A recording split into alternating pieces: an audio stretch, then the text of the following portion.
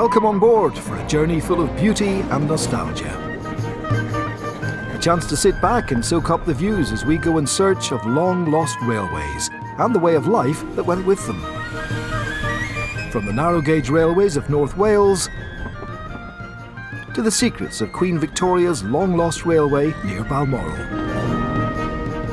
We'll travel by train to the most spectacular scenery the British Isles has to offer. So sit back and enjoy Britain's most beautiful lost railways.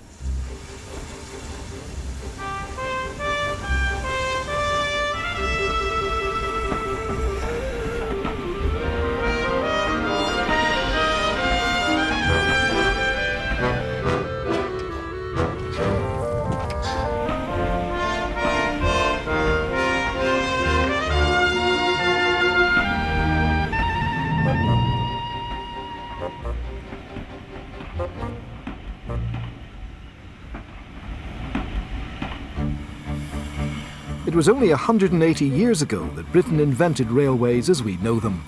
It was an innovation that would have a huge impact on so many aspects of people's lives, not just in this country, but throughout the world.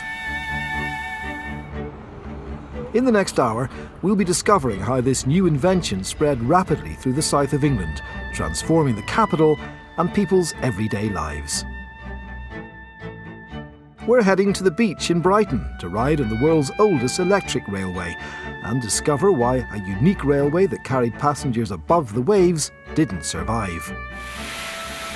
And we'll be travelling in style, reliving the ultimate in first-class rail travel in beautifully restored Pullman coaches on the Bluebell Line. And discovering how Britain's railways fought for king and country during 2 world wars, but were left at the brink of collapse. But first, we're going in search of signs of London's very first railway. Railway arches are such a familiar feature of the street scene in London, we hardly give them a second glance. But these arches in Bermondsey are remnants of a groundbreaking lost railway. When it opened in 1836, the London to Greenwich Railway was the first in a capital city anywhere in the world and was distinctly different from those lines that were spreading through the regions of Britain. London was already developed though and densely populated, and there wasn't much space for a railway on the ground, so the world's first commuter line became a railway in the sky. The London to Greenwich Railway was built by 400 navvies and stretched for nearly 4 miles on top of a viaduct of 878 arches.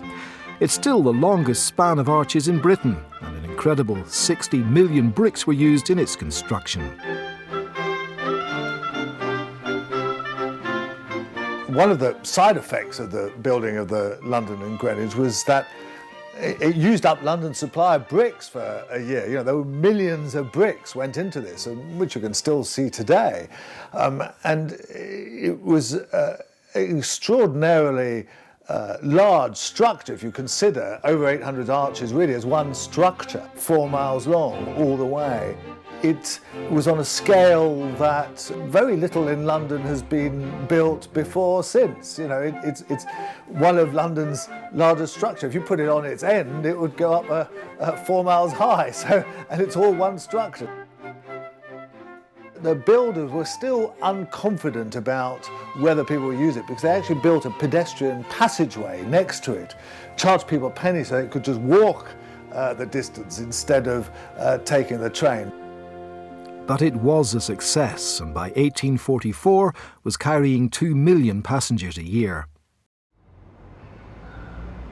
Some of those passengers came here, to a long-lost station at Spa Road. Today you can still see traces of the original booking office in a run of arches that's now home to a number of small businesses. But windows, from which 19th century passengers bought their tickets, have long been bricked up. Close by, and so easy to miss, is the doorway that once led passengers up to the platforms, which have disappeared many years ago. In many places, the original viaduct is somewhat buried. It's been widened to carry as many as a dozen railway tracks, and still forms one of the major transport arteries into London from the southeast. But the real significance of the London and Greenwich Railway was that it pioneered commuter lines in cities across the world, but more immediately, had a huge impact on Londoners' everyday lives. The London and Greenwich is really extraordinary, very underrated railway because it's the first railway that is built within a town, as an idea, a suburban railway, with really the idea of passengers using it rather than freight, and local passengers, as a sort of commuters in a way. It begins the idea of commuting, which really was a new concept, and therefore the idea of enabling people to live further from their work than they did before. The success of London Greenwich and other early railways across Britain led to a frenzy of investment in new lines. Railway mania reached fever pitch in 1846 when 272 Acts of Parliament were passed to create new railways. The proposed routes totaled an astonishing 9,500 miles. And right at the height of the boom, a new company was formed, the London, Brighton and South Coast Railway, known simply as the Brighton Line. One part of its vast network, built to serve the local farming community in Sussex, is now preserved as the Bluebell Railway. In the early days, they were very prosperous. Railways like this couldn't fail to be, because we actually must remember there's no anything else than slow horse transport. The roads weren't made up like they are now. People didn't have cars or lorries, and so everything was centred on the local railway station. But the decline began after the two world wars. Many soldiers came home, bought ex-army trucks and started small haulage businesses that took freight traffic away from the railways. Goods and passenger traffic dwindled until 1955, when British Rail, who by then ran the line, decided to close it for the first time. But they were thwarted by a very colourful local character. A very formidable lady who lived up in Chailey, Miss Eleanor Rose Margaret Lessimer, who was related to the famous Steele family, discovered in fact that the closure was illegal. I briefly met her back in 1958, very much the headmistress of a girls' school. That's what I can describe her. Very formidable lady and did a lot of good works in the area. Miss Bessemer discovered that the Act of Parliament that created the railway guaranteed a certain level of service each day. The London, Brighton and South Coast Railway stated they had to run 4 trains each way a day, and this was the original Act, and it had never been repealed. So he was able to force the British Transport Commission to reopen this line with these 4 statutory trains. Now this was done with considerable bad temper and bad grace, and so they ran just a 1 engine and 1 carriage at the most awkward times, didn't connect with anything in the outside world, and the thing produced a thundering loss. Meanwhile, British Rail repealed the original Act and in 1958, free from their legal obligations, closed the railway for a second time. This time, it really did look like the end of the line. The last British Rail trains ran on the 16th of March. But a remarkable thing happened. A band of students, pictured here nearly 40 years later, thought they might try and bring the lost railway back to life as a preserved line, at a time when BR was still building steam locomotives. Their efforts created the first heritage railway in Britain. At that particular time, you were looked upon as cranks, and grown men playing trains, this sort of thing. The general public, steam was going out. It was, well, in 1960 it was still plentiful actually. Steam didn't really finish till 1967. As time went by, especially after around 1967, people suddenly woke up to the fact that these things weren't around anymore. I mean, Britain invented the steam locomotive, for heaven's sake. So, we had to preserve it for the future generations. After buying a single steam locomotive, the Bluebell Preservation Society carried its first paying passengers in August 1960. But even today, people say to me, well, it's only grown men playing trains, but it isn't. I mean, when you've got a turnover of something like £3 million, it's not playing trains, believe you me. And so we got going in 1960 with just 2 engines and 2 carriages, which we shall celebrate next year for our 50th anniversary. And I've been here 50 years, good heavens. Perhaps because it's the oldest preserved railway in Britain, and it was in the heritage business early, The Bluebell has built up a remarkable collection of steam locomotives. It began saving them as soon as they started being withdrawn from service. Well, when the so-called modernisation came in under the British Rail network, almost a political decision was taken to electrify and dieselise the network, so the steam engines were redundant. Coupled with that, people didn't want to get dirty anymore. There wasn't the people available to do the mundane, really filthy, dirty tasks which is involved in maintaining these. So the steam engines were phased out as electrification came in. The big areas, loco works, they just filled up with engines which were now redundant. They just sat in the siding, either awaiting a duty or condemnation. So most of them went for scrap. When the scrapyard started taking them, they were towed down 5 or 6 at a time. Very sad. I think there was something like 16,000 engines at the end of the 50s. I mean, nowadays there's about 250 standard gauge engines. The cost of bringing lost locos back to life and maintaining them once they're back in steam is colossal. An engine overhaul like Sir Archibald Sinclair, which is running today, you're probably into material costs of £500,000.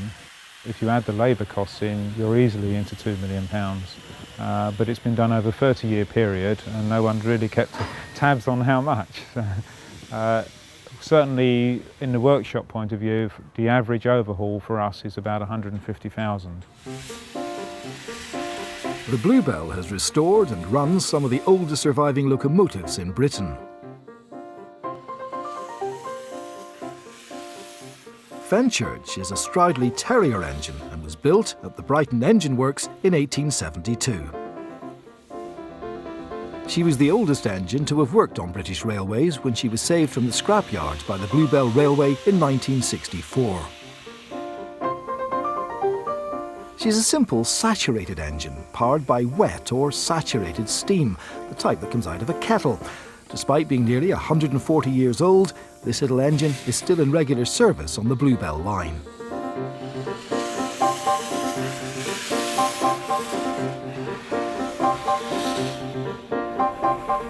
By 1902, locos were already becoming more sophisticated. This is 592, a C-class engine.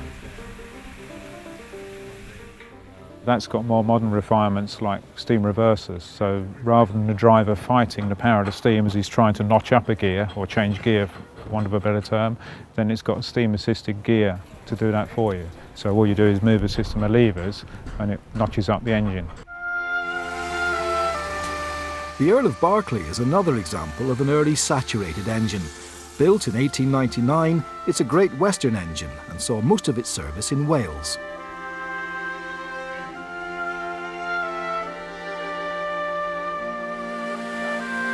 Earl of Berkeley is quite interesting in itself. It's made out of 2 different engines. There was 2 different classes. There was a Duke class and a Bulldog class. And the 2 engines, one part of each wasn't very good. So the boiler on one was better than the other, the frames on the other one was better. So the Great Western Railway in the late 20s, early 30s combined the 2 classes to make the Duke Dog class. It's the only survivor of its class. It's been here now for nearly 40 years. It's quite popular, something different. Keeping steam locos like the Earl of Berkeley in service required a huge and expensive infrastructure to keep them filled with water and loaded with coal. The Earl, for example, can carry 6 tons of coal and 3,500 gallons of water.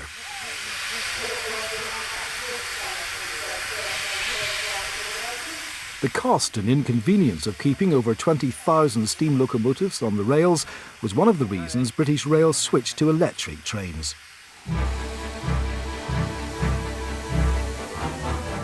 But attempts have been made to improve the efficiency of steam locos.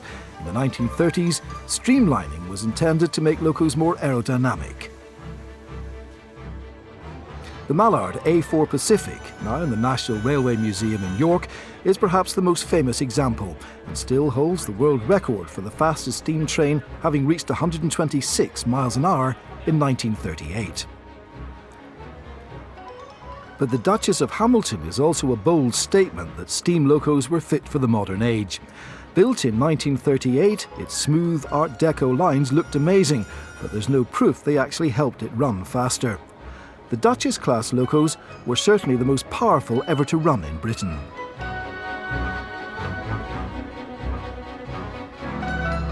Back at the Bluebell, there's what may be mistaken for a streamlined loco in the engine shed, Blackmore Vale. Originally, this giant engine cost £17,000 to build and went into service in 1946, but its sleek lines are not to make it streamlined. The Blackmore Vale's version is air smoothed, and that was done primarily so that it could go for a carriage washing plant. So it has the same shape outside as a carriage, made it easy to clean. So again, you're into a period where people didn't want to get dirty. Blackmore Vale is awaiting a major refit. The biggest loco running on the Bluebell today is Sir Archibald Sinclair. He's an awesome Battle of Britain class locomotive. The class was to commemorate the famous World War II battle that was fought mostly over the Southern Railway's territory. It's named after one of Winston Churchill's most trusted wartime aides and former leader of the Liberal Party.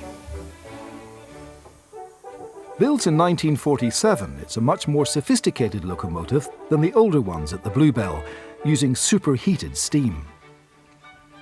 So Archibald was purchased in 1979 from Woodham Scrapyard, Barry. Came here October, and well, as we now know, it's taken 30 years to overhaul it. It's superheated. It's a big, if you like, express engine. It's built for long distance work, large wheels, high speed, easily capable of 100 miles an hour, 300 miles plus, between servicing intervals. The superheating works by taking the steam, reheating it, and therefore you get more work from the steam. Archibald weighs 128 tonnes, so yes, it's a big engine. Its capabilities here are a little bit wasted for a railway where we only hang 6 carriages behind it, so 240 to 250 tonnes, 25 miles an hour. So in terms of seeing it for its best, then it's like a big animal in a cage. In an attempt to standardise its steam locomotives, British Rail took the best features of the best locos from the former Big Four railway companies and merged them, eventually coming up with the standard tank engine.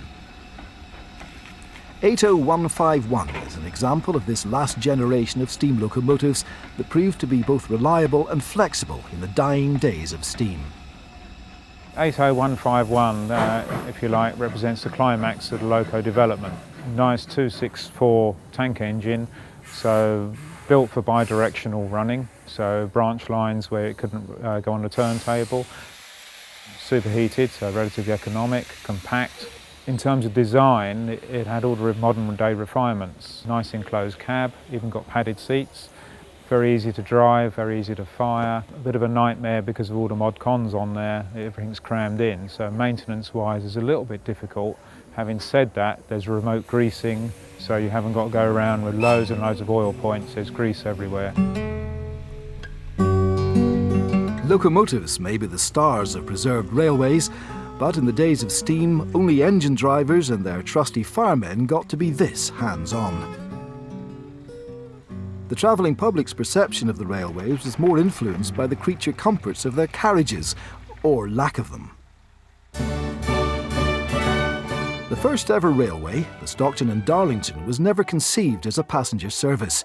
So, on the opening day in 1825, most passengers had to travel in converted coal trucks. Even the VIP's specially built coach Experiment was a very basic affair. These replicas in the National Railway Museum show conditions had improved slightly on the more passenger-friendly Liverpool to Manchester Railway 5 years later. If you had money and you could afford first class, no problems. You had a roof, you had nice cushioned seating, fantastic. The instant you got to third class, you had timber seats, you had no roof, and if it rained, you got wet.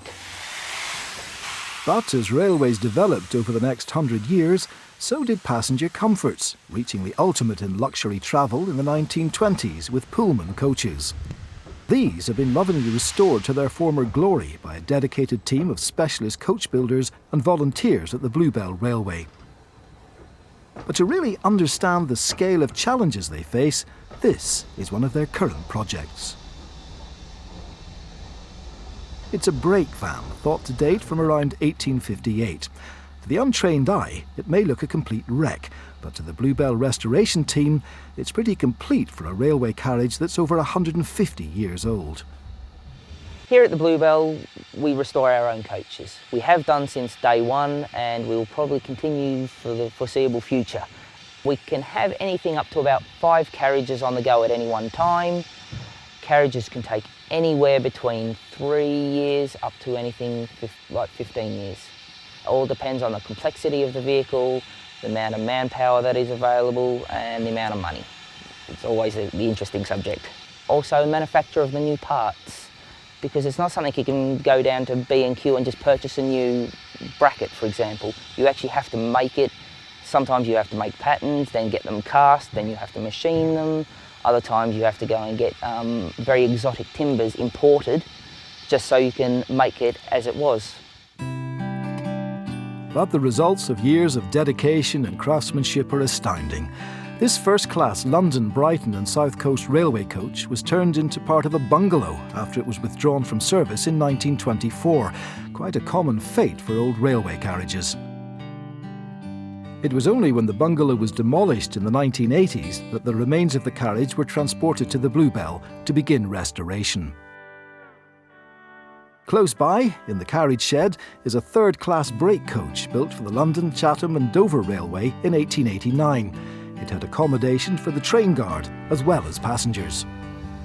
Well, 114 is quite an interesting little coach. It's got a varnished teak body on it, which is actually quite awkward to maintain. They don't really like being out in the weather, but it was the done thing in the era. The guard basically would have helped passengers with their luggage and so on. There's also a dog box in 114. The guard is charged with the safety of the train because he has to depart the train in a safe manner, ensure all the doors are closed, that no passengers are hanging out, that sort of thing. Most of the Bluebell's restored coaches are in regular traffic on the restored line, carrying passengers as they've always done. This smart set was built for the London Underground's Metropolitan line in 1898. The Metropolitans, we obtained them in the late 60s, early 70s, so we've had them for quite a while now. They were the last running set on London Underground at the time. Ours is a bit of an oddball set because they actually ran as a set of 3, but when we purchased them we were fortunate enough to obtain a second centre car, and we've now changed it to a 4-coach set. They are a little temperamental to maintain, being, given their age and also their varnished teak exterior, but on the other hand they are a very popular coach and we use them quite a lot for our Victorian themed events. This coach is very popular too because it gives them fantastic views. These observation cars are a lost feature of many scenic lines.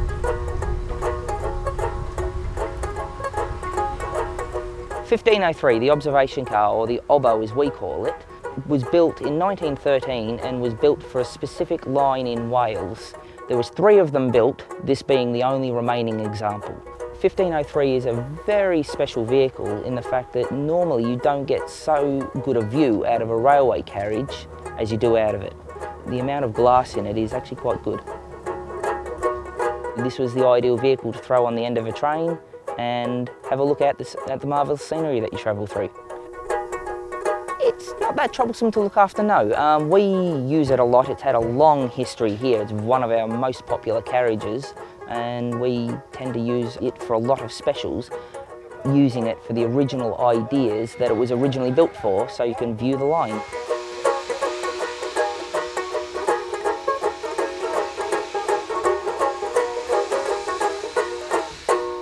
Today, tourists provide the lifeblood for preserved lines like the Bluebell, and taking the train on days out or on holiday is something we all take for granted. But it's easy to forget that the railways invented travelling for pleasure, for ordinary people at least. From the earliest days of the Liverpool to Manchester Railway, special trains had been arranged for organised day trips. In 1841, cabinet maker Thomas Cook, whose name was to become synonymous with mass tourism, chartered a train to take 570 temperance campaigners 11 miles from Leicester to Loughborough. But 10 years later, one event had over 6 million people on the move. It was the Great Exhibition in London, and most visitors went there by train. You have to think of this in terms of the fact that before you had a railway, people living particularly in the countryside might really never go out of their village more than once or twice a year, and then only to the local market town. Suddenly, places were connected with London, connected with the capital, and the Great Exhibition was the real stimulant of this. Suddenly there was a reason to go out to London. People would go from everywhere around the country. The railways would compete for their customs, so they reduce the prices. They would create special excursion trains. Every small village might organise a train or a carriage on a train to go up there. Suddenly people realised that they could travel around even, if they weren't particularly rich, as long as they had a job, they could probably afford to go up to London for this exhibition and see the sights in a way that they never could have done before.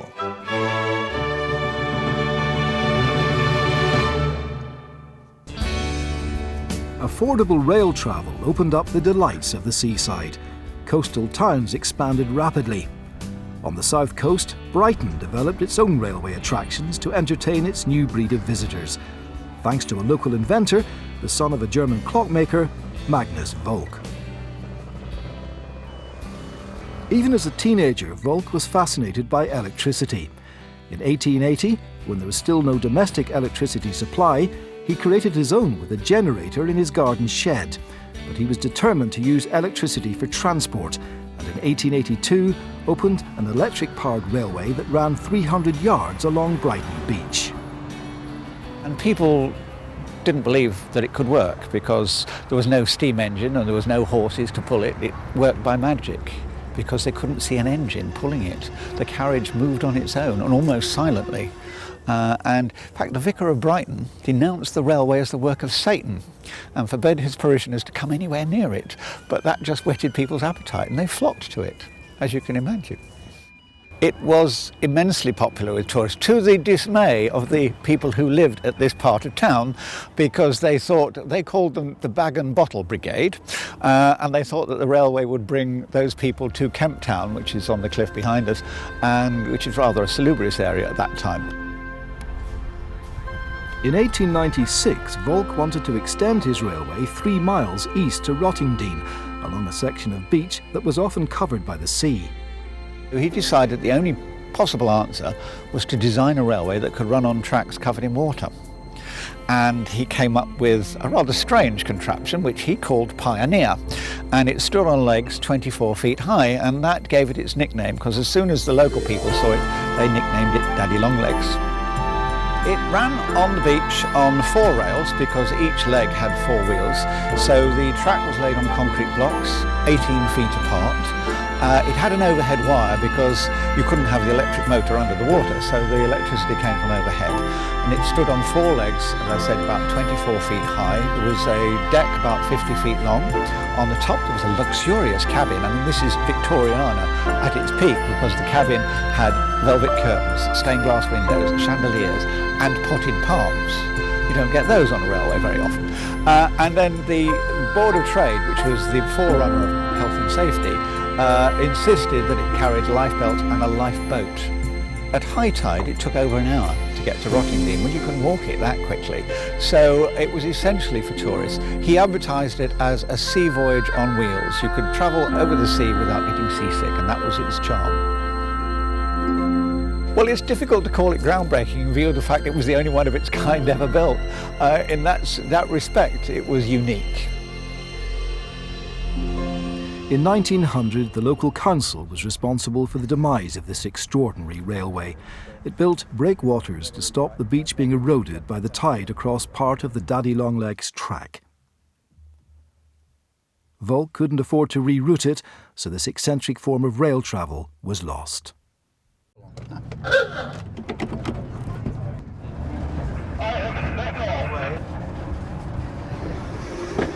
But Volk's first railway survives and is the oldest electric railway in the world, though only thanks to evasive action taken during the Second World War. Halfway station! This is the halfway! In 1940, the government closed all the beaches on the south coast for the duration of the war, and the railway had to close, and the stations were demolished. The carriages were moved from here to across the road where there are arches, cast iron arches. They were stored under there for the next 8 years, and the railway could have disappeared, and parts of the track were taken up for scrap for the war effort. And it was only in 1948 that the council decided to rebuild it. It thrives today. We don't perhaps have as many visitors as we did in the immediate post-war period because so many holidaymakers go abroad for their holidays. On a nice day like today, it'll be packed, and people just love it because it's such a pleasant way of travelling along the promenade. I think as a pioneer of electricity, he was immensely important. He showed what could be done. When the Southern Railway, the London to Brighton line, was electrified in 1932, they had a big banquet in Brighton Town Hall, and the chairman of the Southern Railway said, well, of course, Mr. Volk showed us how to do this 49 years ago, and it's taken us all this time to catch up with him. And I think he showed that electric traction was possible. And in that respect, it is enormously important. It is now the oldest working electric railway in the world. Tourism became big business for railway companies, and nowhere was the battle for holiday traffic fought more fiercely than in the southwest of England. Two rival companies, the Great Western and what became Southern Railways, both had iconic trains on routes from London to Devon and Cornwall. In 1904, the Great Western started running the Cornish Riviera Express from Paddington to Penzance. And in 1926, the Southern ran the Atlantic Coast Express from Waterloo to several destinations in Devon and Cornwall. But the battle wasn't just about the relative merits of the trains. It became a war of words in the railway industry's first full-scale marketing campaign, designed to make tourists choose their route to what, in the words of the marketing men, was a foreign land. The message was sold in a number of posters, brochures and specially commissioned books. Because right from the outset, the Great Western established for its readers and for those who saw its early posters that what they were going to was not another part of England. It was totally different. It was a foreign country, and they marketed it as a foreign country. And the idea was that you no longer had to endure the journey by ship or by train or combinations of both to the Mediterranean. Now, by the Cornish Riviera, you almost flew, as it were, to the West Country. Stylish people in a very stylish train, heading for the most stylish of locations. They made very, very clear comparisons with anything Mediterranean. They did it both visually, through their poster work and their brochures, and they did it with remarkable skill in terms of their literature. If I could give you an example, perhaps. I mean, we have in the book, The Cornish Riviera itself, it says, "The pilgrim to Penzance in search of either health, rest or change need have no fear of dullness. If he walks in the Marb Gardens, where a good band plays amongst a wealth of subtropical vegetation, which Nice or Monte Carlo might envy, he may, without any stretch of the imagination, fancy himself in Algiers." You got one writer, S.P.B. Mays, who wrote a book called The Cornish Riviera. And he argued in there, well, it's almost infamous now. He said, Penzance may be compared to Madeira, the Scillies to the Azores, and most wonderful of all, I think, Mullion to Monte Carlo. Now, if you've been to Mullion, it's not Monte Carlo. The Southern Railway took a more abstract and some would say more innovative approach to persuading holidaymakers to use their trains to get to winter sunshine. The Great Western's romantic and narrative approach had full backing from the railway's general manager, Felix Pohl. He'd worked in the marketing department and put massive resources behind their campaign, including sending his staff to Southwest Chambers of Commerce to persuade business leaders that they should play the foreign card to attract tourists. This is an example of a late 30s brochure on Cornwall. They were very high quality, gloss paper and so on. I mean, what you've got in this particular one is an illustration of what they consider to be the essential Cornish village. I mean, in this particular example, they've taken two different locations and put them together. But what you've got is sort of quintessential Cornwall, as the Great Western wanted it to be presented. I mean, if we talk about the real Cornwall and the Great Western's version of Cornwall, there would be slight discrepancies. But as a marketing tool, it was certainly successful. What a lot of these brochures and booklets did reflect was the sense of deep affection and regard for your country. There was the sense of know your country, see your country, and in the 1930s, the patriotic duty was not to go abroad, but to stay here in Britain and see your country.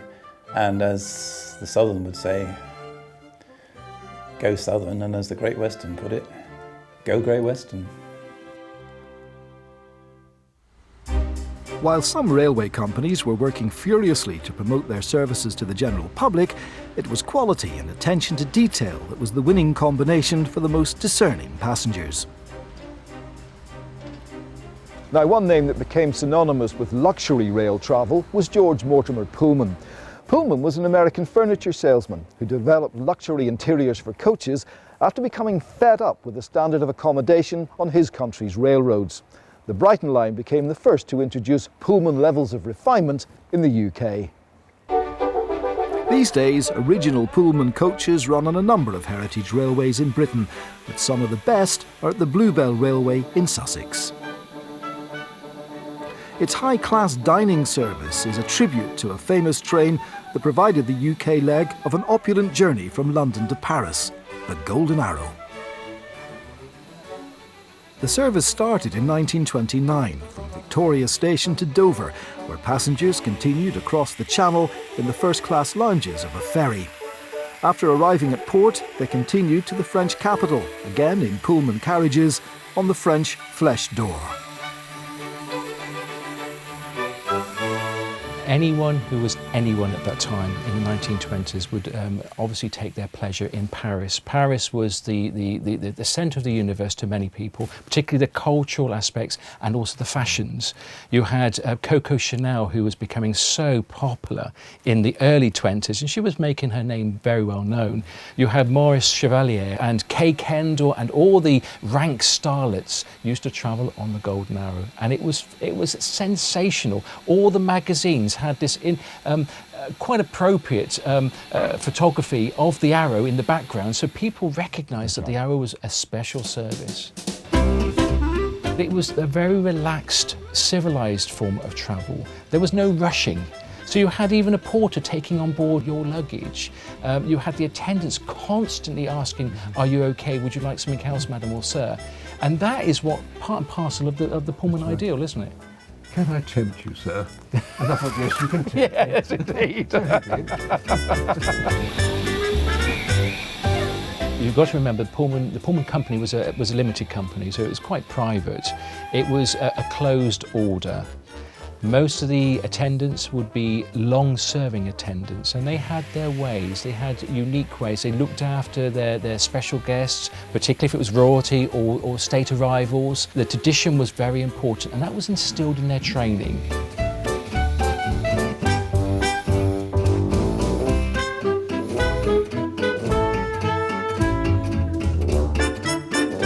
Pullman passengers travelled in splendour. Every car, these these should not be referred to as carriages, was individually designed and appointed. There was incredible attention to detail in all the fittings and fixtures. From the marquetry panels, the hat racks, to other onboard conveniences.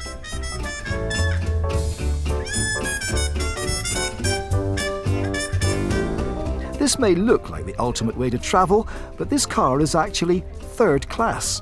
Even Pullman was forced to make concessions when the economic depression of the 1930s began to bite. But this car, Fingal, beautifully restored by the Bluebell's carriage department, is a stunning example of Pullman first class. These cars were built to impress in many forms. It's not just the interiors, it's the exterior as well. They had evocative names. They had some of the cars, of course, they were third class, so it was car number, what have you. Yes, and that was still so much more in the way of superiorness than you would see on an ordinary first class car. So a second class passenger had the benefits of the Golden Arrow service. Dr. Hassison got his first taste of Pullman travel when he was a boy, when he travelled with his father. I first travelled in August 48. That was the first time I ever went on the Golden Arrow. And we got to Victoria, and what did I know? I'd never been on these trains before. We got to Victoria, and there was this magnificent arch leading into the platform, and there was a rake of all Pullman cars. It was an eye-opener to me. White-jacketed attendants who ushered you into the cars, and you can see the magnificent interiors. We had these comfortable armchairs, large windows to look out for, this beautiful marquetry we had. And the food, I have to say, was first class because we still had rationing. We didn't finish rationing completely until July 1954, after all. So for me, I mean, I was about 20 in those days. It was an absolute eye-opener. We had this wonderful car, and we sat there, and you know, you were served there, and you could see the view outside the window, and you thought, there's drab England outside, and there's this luxury England inside. It was such a contrast, and it was such a wonderful feeling. I thought, well, you know, it's a privilege, and I was very pleased that I could be so pampered just for once. It was wonderful, because we didn't have this ordinarily, obviously. With so much austerity and so much rationing, it just wasn't possible. So, as I say, I felt completely different just for a while, and it hooked me on Pullmans forever. So champagne and other things were in abundance, I assume? Oh, absolutely. Yes, you yes. could have anything you wanted, practically. Yes. So I felt, you know, I felt like $1 million sometimes. Today, the Golden Arrow experience is recreated on the Bluebell with special dining trains, which are popular with wedding parties. It's a unique chance to get a taste of Pullman dining, 1920s and 30s style. This particular item here is one of the paper tickets issued on board the Golden Arrow, rather than an Edmondson ticket, which was issued before travel. And this was for from 1965. It makes it very clear. It's on the 5th of December 1965 for 6 shillings, and this is a supplementary fare above the ordinary first class single or return. So always, post-war, most Pullman trains had supplementary fares, but there were some pre-war which did not. Well, a supplement was for the Pullman Car Company. This is what kept the Pullmans actually on the line. So it was their revenue. And it's a private revenue. The next item, now this in itself is a very rare item. It dates from about 1946-47, and it was for all passengers on the Golden Arrow at the table. So each table would have a napkin, and this is damask silk embroidered with Golden Arrow in blue and a golden arrow. The next item is a typical Pullman menu. I think this is 1955, Christmas 1955, a typical bill of fare. And in this instance, it's a luncheon menu with rich oxtail soup with golden croutons. Always golden croutons was the added ingredient in any soups given on the Pullman trains. And you can see here, this is a Christmas fare, so it would be roast Norfolk turkey. They used, Pullman always used some extra words to make it sound fanciful. So the carrots, for example, were never from the tin, they were always from Wiltshire or from Kent. So it was Kentish carrots or Dover sole with Brussels sprouts specially from Norfolk or something like that. But this is quite unique. And on the other side, you'll see that there are a number of wines available, including the customary champagne. And finally, now this item would have been discarded generally, and it is a cigarette packet, only for passengers on board the Golden Arrow. And it gave it a distinctiveness because it says, as sold to passengers on the Golden Arrow train, so it would be unique. Invariably, they were Abdullah, which was a very famous make from the 1920s into the 40s. And this is just a unique example. As you can see here, makes reference to Abdullah cigarettes, which were Egyptian or Turkish. With luxury trains withdrawn and no cross-channel travel for civilians during the war, many Pullman coaches were pushed into sidings and left for 5 or 6 years. Many needed restoration before they were brought back into service.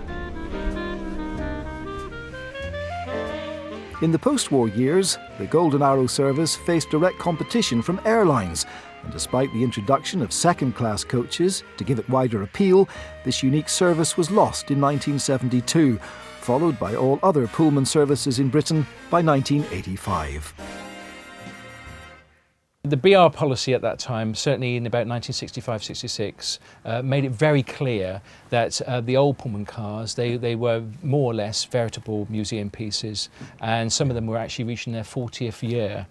So, of course, the interiors were old-fashioned. They didn't really present a modern image for British Railways, who wanted to try and basically eradicate all steam locomotives and introduce diesel and electric. And the Pullmans were a link with the past. So thereafter, most Pullman services were withdrawn, including the Brighton Bell, obviously the Golden Arrow, the Yorkshire Pullman, the Tees-Time Pullman, the Bristol Pullman, the South Wales Pullman. They all went. In their day, special trains like the Golden Arrow and the Bournemouth, Brighton and Devon Bells were the flagships of the railway companies that ran them.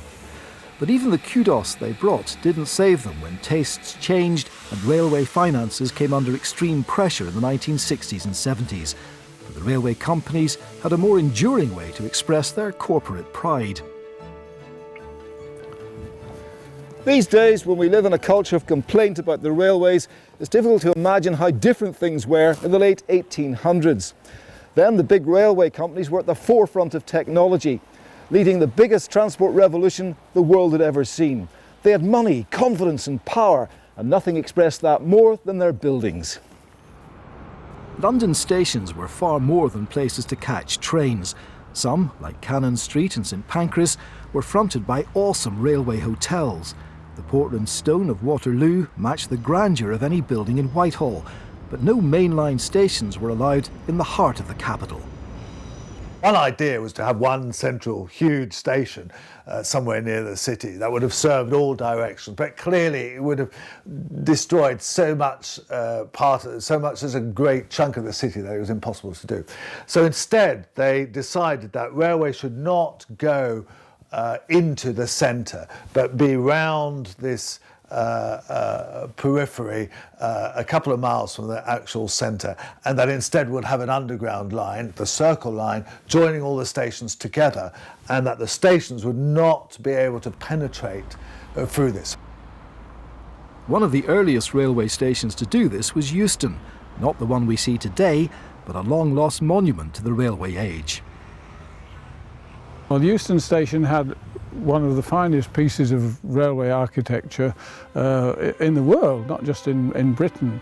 It was a large classical Doric, Grecian Doric arch, and it was built because the London and Birmingham Railway realised that they were a new force in the land.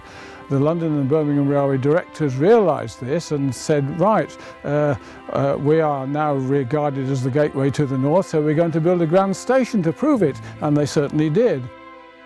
It was in the 1970s when Euston Station was rebuilt.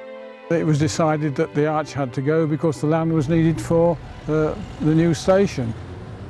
It's a great pity, but history is like that, full of these sort of mistakes. There was a terrible outcry at the time. Sir John Betjeman was one of the leading voices to express dismay and disapproval, but it wasn't the fashion in those days. Victorian architecture wasn't recognised then as something of any value. People were getting rid of it as quickly as they could, so the arch went. There's nothing left of Euston, the old Euston now, but there are two interesting, slightly newer relics, if I can put it that way.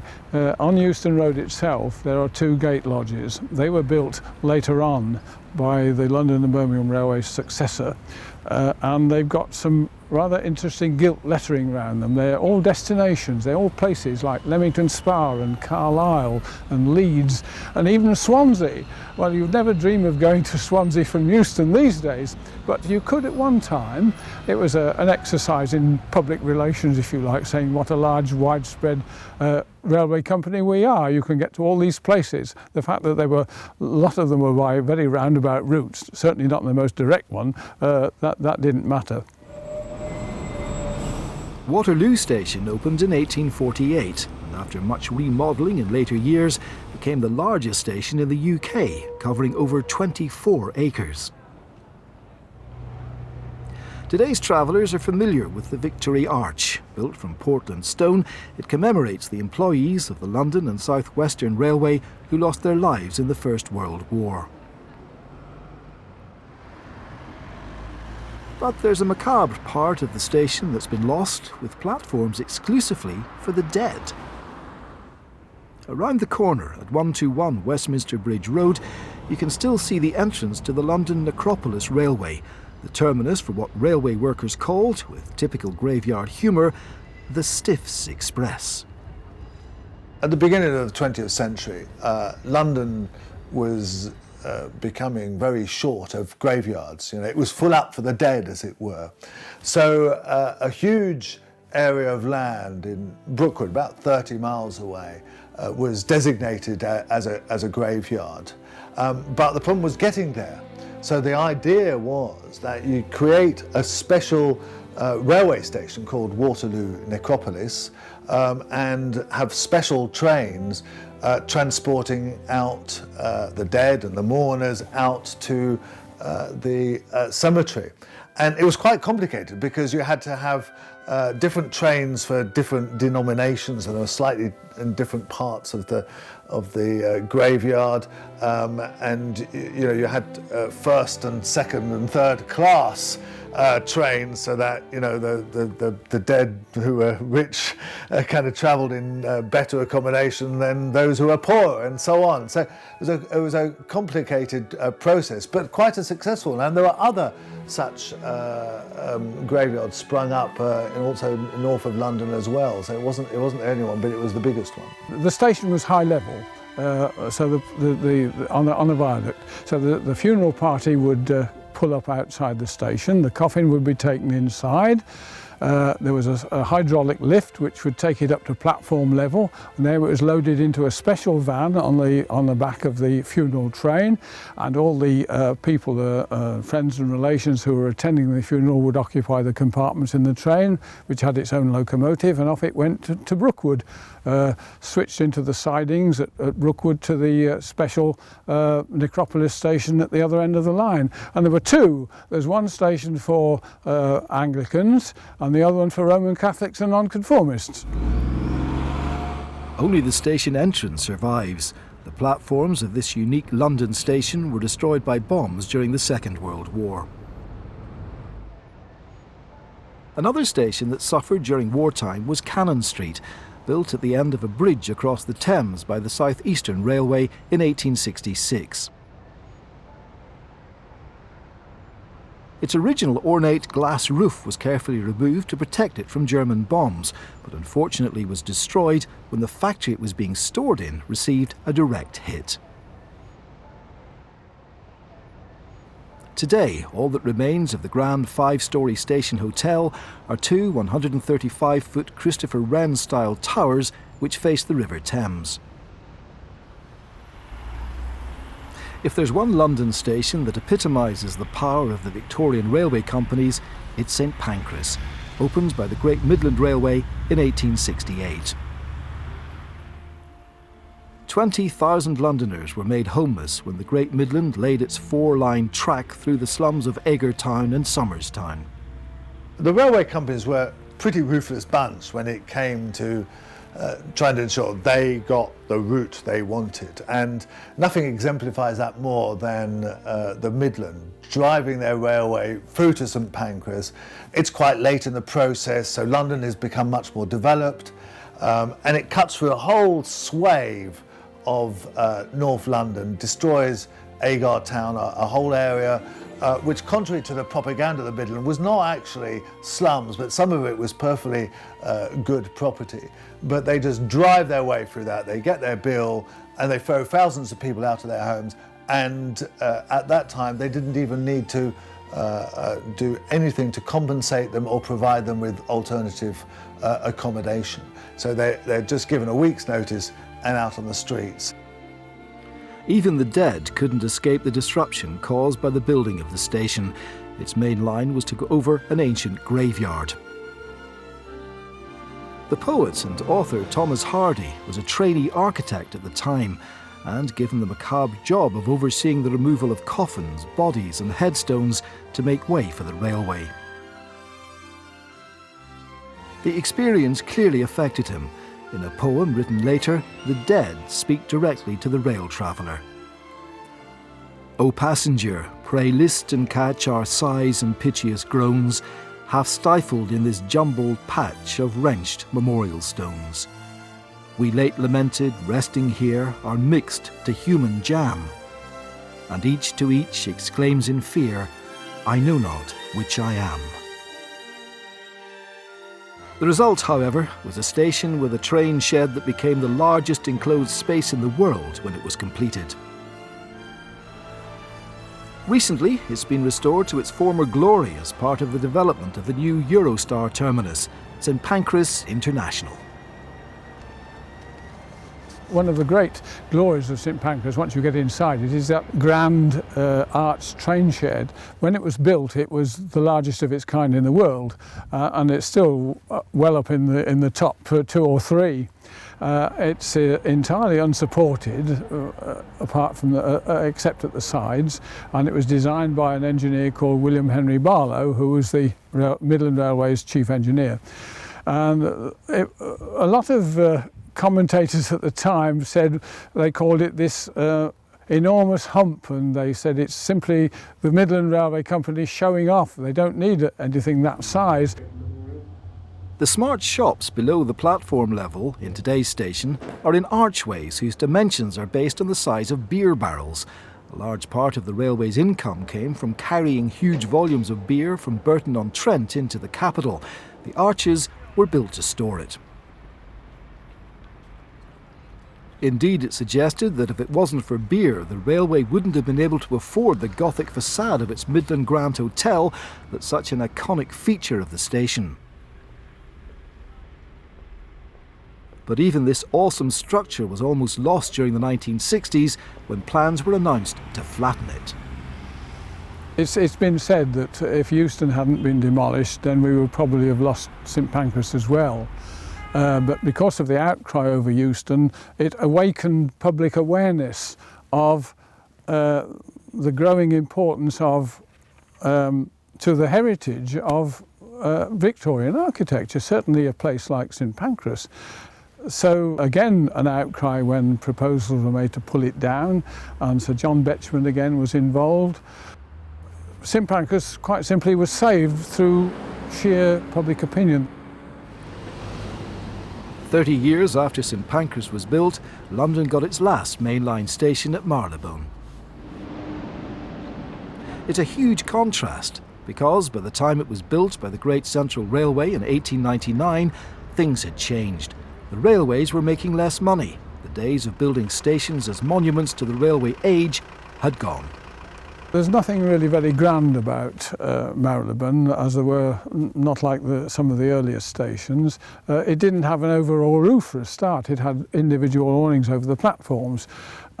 It's modestly impressive from the outside, but not to nothing like the extent of earlier ones. And it doesn't have a hotel as its frontage. The hotel was built across the road by a separate company made up of directors of the Great Central Railway, and it was connected to the station by a glass-roofed covered way. The railway that ran into it, the Great Central, never made its shareholders any money, and would eventually become the first main line to close as a result of the Beaching Acts in the 1960s. But all the railways had to face a much bigger challenge before that, the devastating impact of 2 world wars. There were at least 120 separate railway companies operating in Britain when the First World War broke out in 1914. The railways really came into their own in the First World War.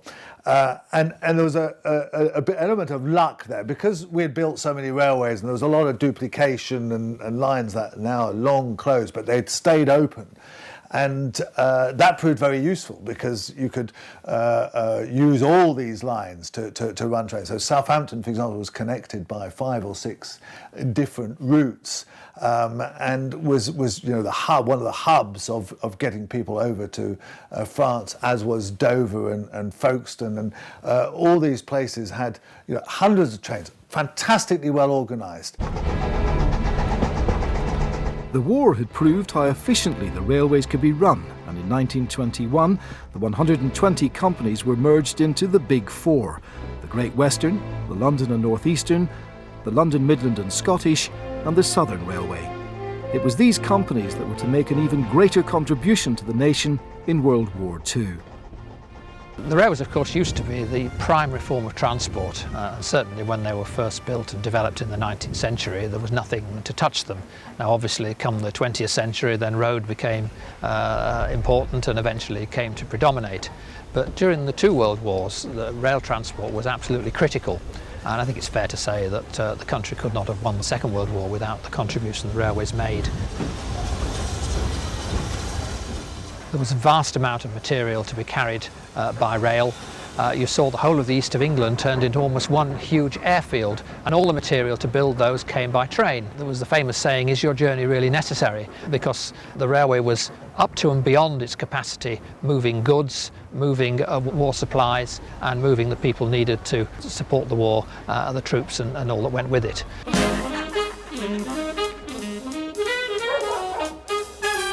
This enormous effort is commemorated on the North Yorkshire Moors Railway each autumn, when it holds a special war weekend.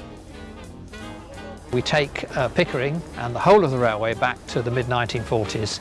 Really, this is what it was like in North Yorkshire in 1943. So you've got the trains, and yes, we get a lot of people. We get very busy trains, which again is an indication of what it was like travelling by train at those times.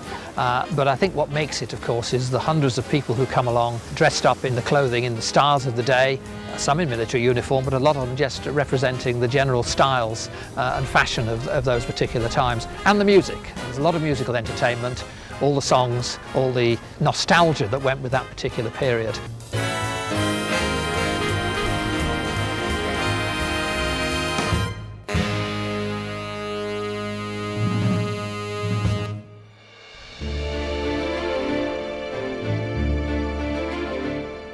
One of the biggest wartime railway disasters happened on this piece of track just outside the Cambridgeshire town of Soham.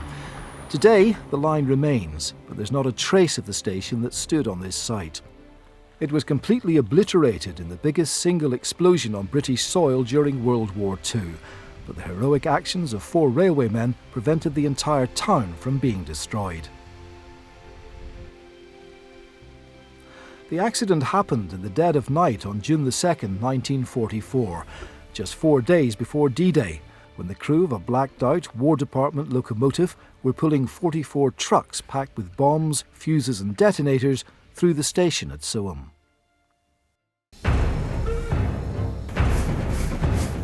As it approaches Soham station, the driver Ben Gimber lifts the flap to check the cargo and sees it's on fire. It's obviously an emergency.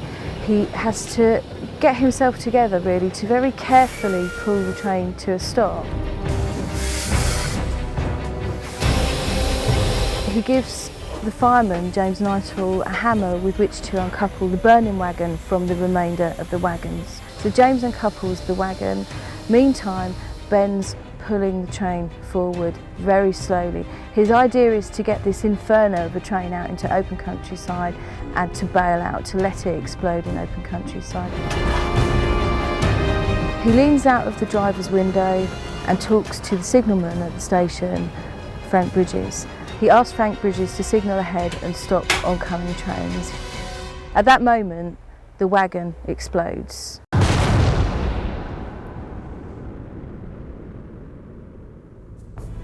The fireman, James Nighthall, who was 22, and the station master, Frank Bridges, were killed in the blast.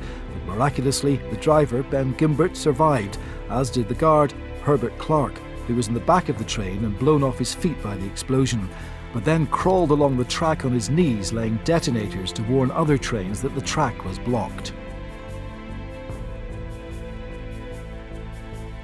Two Soham residents will never forget the disaster. Kath Day was 15 and Pat Skeels only 11 when the train exploded. It was pitch dark and I was in bed with my two sisters and my mother yelled, "Get under the bed quick." But there was so much dust flying around, I thought we were being gassed, so I pulled the covers over our heads. We lay there for a bit and then we emerged, and my mother, who was in the other room with my brother who was in a cot, said we'd better go downstairs, but all the stairs had been blown down, and so we scrambled over. All the ceiling was down. We managed to get downstairs and got under the table. We didn't know, we all sat under the kitchen table where we sat for ages. All the soot had been blown down the chimney, so the whole place was covered in, everything you touched was black. And we sat under there for a long, long time, didn't know what happened.